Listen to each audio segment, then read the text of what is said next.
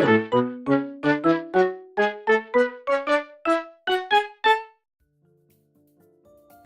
everyone and welcome back to my channel, and in today's video I'm going to be sharing with you 5 tips on how to improve your art. But before I get into the tips, I just want to tell you a little bit about the speed paint that I'm doing as I talk about them. This is the second piece in my Princess Mice series. I recently did Rapunzel and I will link the video where I did that up above and down below and at the end, so you can go and watch that when I finish this one. So I decided that I wanted to do a series of pieces where I do princess mice, Disney princess mice, and it isn't Charlie dressed as a Little Mermaid, it is Felicity, is his friend, and I feel like I need to develop her a little bit more. She does get a little bit neglected, so I am doing a piece of her today, and I'm doing, as you can see, I'm doing the Little Mermaid because I thought it's May, it's Mermaid, so that would be a really good fit, and I want to do it before May runs out, if a month can run out, but you know what I mean. So I have done the Little Mermaid, and I have done this more Disney than the other one. The Rapunzel wasn't quite Disney, although it was Disney because it had the lanterns and the colour scheme. But this one is even more Disney because I recently bought a Little Mermaid book from a charity shop for 20p, and it is the most beautiful art, and I was just really inspired. So I have done it very like the Disney. I've included Flounder. But I decided to go for a different line art style. I've seen quite a lot of artists do the coloured line art style, so I used some colour pencils to do the line art to make it a little bit softer and give it a bit more of a classic illustration look rather than the heavy line art which I normally go for. And I think this worked out really well. I did have to go over the top of the line art again once I had coloured it, and I coloured it with my Copics. I hadn't used them in a long time. I was starting to get withdrawal symptoms. I think I did use the odd Pro marker or CMYK markers, but mostly Copics, and this made me realise that I do need to order some ink, so I need to get on that. I also use my white polychromos pencil to help with the blending and also to add some highlights, and I use my new jelly roll, my Sakura jelly roll, because I needed a new white gel pen and that was much cheaper than the Signo one, and I thought I'd try it because I've seen a lot of people use it. But yeah, like it quite well, works well. Not quite as good as the Signo, but it's alright, it'll do. And I also at the very end used some glitter nail varnish because I wanted to add a little bit of sparkle, because Little Mermaid is very sparkly, Under the Sea is very sparkly, so I added that to her tail and to the bubbles, and it gives it quite a nice sparkly effect, which you will see at the very end. And overall I was really pleased with how this piece turned out. I wanted to keep it to the same standard as the other piece, and I think it does work really well, and I'm very excited to do another one, and I think my next one that I will do will be Belle. So let's get on with the 5 ways to improve your art. So tip number 1 is practice, and this is the most obvious tip, and I almost didn't include it, but I thought because it's very important I would include it, and I would say it first to get it over with. So practice. The more you practice, the more you draw, the better you will become. That is true of any hobby, with anything you want to get good at. The more practice you do, the more you will improve. But there is a key to practice. You have to do productive practice, and that means actually work on the things that you need and want to improve. It's no good practicing something that you are really competent with and neglecting the things you aren't so good at. And I know that I do this quite a lot. I draw the things that I'm comfortable with and often put off practicing the things that I need to improve. So just draw as much as you can, make art as much as you can, and you will improve over time if you keep doing it. The more you do something, the better you will get, and you won't improve if you don't practice. So that is the most obvious one, and I know it's really, really obvious, but sometimes obvious things do need to be said and said again, because then you will actually take them on board. So number 1, practice. Practice, practice, practice, practice. So now that's out the way, moving on to tip number 2, you have to set realistic goals. If you don't set realistic goals, you won't improve. So you need to work out what you want to improve and then implement the steps of how to improve it in a realistic way. So this means, for example, if you want to improve your realism, an unrealistic goal would be, I want to get amazingly good at photorealistic realism within a week or 2. That's not going to happen, especially if you're a beginner. So you want to pick something that you work on first. So for example, you might work on the placement of the anatomy of the face and the proportions, and you will practice that for a month, rather than try and get good at everything straight away. Because if you don't set realistic goals and you are far too ambitious with them, you won't achieve them, and this will bring you down and be very frustrating. So you really need to set realistic goals, think about what you want to improve, and set some goals and some achievable goals, and then you will see your improvement, and this will encourage you, and you might be able to set harder goals in the future, and you will improve quicker because you will see your improvement, and this will spur you on. So my third tip for you is to redraw your art.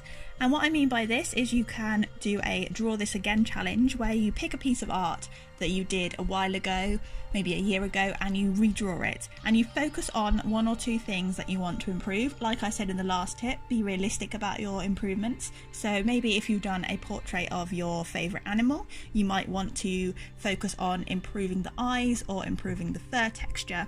And those are the things you focus on, and you redraw it, and you will then see how you have improved in the space of a year. And this is really helpful because you can put the two pieces side by side and you can see how you've improved, and this will be really encouraging for you. And then you can also pick out some things in your redraw that you want to improve even further. I've done this a couple of times. Many artists do this draw this again challenge, and that is really helpful. And I am doing a drawing every year, so I did a piece at the beginning of 2018, I redrew it at the beginning of 2019. I will link that video with my art goals up above, down below, and at the end. And I am going to do it next year, and this is a really good way of seeing your improvement because it will encourage you and you will be able to see what you need to work on next.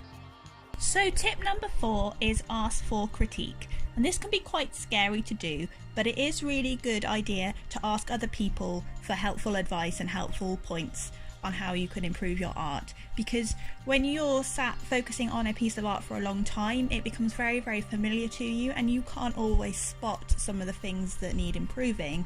For example, the eyes might be too close together, the nose might be too big, the anatomy might be slightly off, there might be a slightly weird angle coming across. But because you've sat and stared at it and you have become emotionally attached to it, you can't always spot these flaws yourself. So it's often good to ask for a second pair of eyes, but this can be quite daunting and scary. So make sure you ask someone that you trust, like a friend. And some people are good at giving critique, some people aren't. I'm not very good at giving critique because firstly I can't think very well on the spot, and secondly I'm not very good at spotting things, and also I just like encouraging people and telling them their work is wonderful. And that can be nice because sometimes that's really good to encourage people, but sometimes people do need advice and need to know what is wrong and how they can improve. So don't come to me if you want critique, go to someone else. You don't always have to accept the critique that people give because people aren't always right. So for example, if you have done a really long neck and that is your intention and that is part of your style and they criticize that, you don't have to follow that advice, you don't have to follow any advice, but also they can point out things that are wrong and are very helpful. So do take and ask for critique, but also sometimes take it with a pinch of salt. And you can try and self-criticize your work as well. It might be good to take a step back from your work and then go back to it the next day, because then you will look at it with a fresh pair of eyes, you'll have a good night's sleep, and you might be able to spot something. Another good technique for looking at flaws in your artwork is to take a photograph of it and then look at the photo, because that will look different to how it looks in real life and you will be able to spot things. And also hold your artwork up to a mirror and then you'll be able to spot things easier because it will look wrong. So yeah, those are my 2 tips for self-criticism, but I also recommend you ask for advice. I did it with this piece that I'm working on now. It went through a very, very creepy phase. If you follow me on Instagram, you would have seen the stories. I often post work in progress things and stuff like that in my Instagram stories, but I did have to show this piece to a couple of friends and ask them how I could improve it, because it did look a little bit creepy. And then my friend Amanda said that the neck looked a bit off and the angle of the neck made it look a bit creepy, so I changed that and it worked. And I couldn't see that myself, but my friend could, so that is an example of how this thing works. The final tip for you is to accept that you will make bad art. Not every piece you create will be a masterpiece, and that's okay. It's okay to make mistakes and experiment, because this is how you learn. You learn from your mistakes, you see what you did wrong, and then you learn from it. And I think We live in an age of social media where people tend to post, and this is especially true on Instagram, people tend to post their most favourite pieces. They post things they're really, really proud of and nothing else. And that is fine. It's really good to post art we're proud of, and it's good to create a good portfolio, and Instagram is really good for that. But then it creates this illusion that every artist or every successful artist only ever creates masterpieces and amazing works of art. And this is not true, because you don't see all of the struggles that they have made to get there. You don't see necessarily the pages and pages in their sketchbook of doodles and them trying to get the second eye to match the first eye. You don't see all of the, in inverted commas, bad art that they have created to get to this point. So you need to accept that you will make bad art, because that will help you get to your amazing art. And I encourage you to maybe share a couple of your pieces of bad art, so we can maybe break this mold and break the stereotype that everybody always creates amazing art all the time and only amateurs or only not so good people create bad art. And I think your Instagram story is a very good place for you to do this, and to share what you might consider a fail, or share your process a little bit and share your processes of how you get to your final piece of artwork.